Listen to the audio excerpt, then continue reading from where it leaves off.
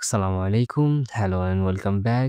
এই ভিডিওতে আমরা শিখব ফার্স্ট সিম্পল টেন্স অর্থাৎ এমন কাজ যা অতীতে শেষ হয়ে গেছে। খুবই দরকারি একটি টেন্স কারণ আমাদের প্রতিদিন কথায় অতীতের কথা বলতে হয়। ফার্স্ট সিম্পল টেন্স কাকে বলে?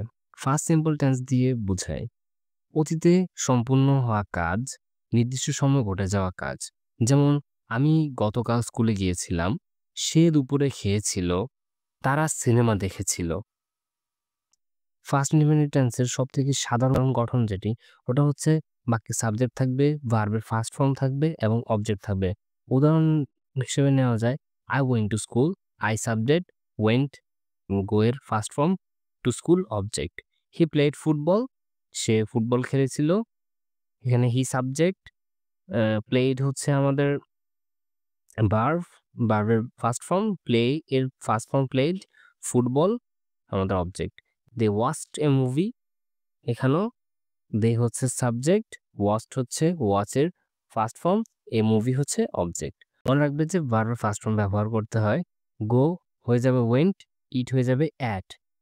নেগেটিভ বা নাসূচক বাক্যের গঠন হচ্ছে subject plus did not plus ভার্বের বেস ফর্ম প্লাস অবজেক্ট। উদাহরণ হিসেবে নেওয়া যায়, I did not go to school. এখানে ডিড নট দ্বারা অতীতকে বুঝিয়ে দেওয়া হয়েছে, যার কারণে গো আর অতীতকাল বা ফার্স্ট ফর্ম হয়নি। সো এখানে হয়েছে I did not go to school. আমি স্কুলে যাইনি। She did not eat rice. সে ভাত খায়নি। ইন্টারোগেটিভ বা প্রশ্নবোধক বাক্যের গঠন।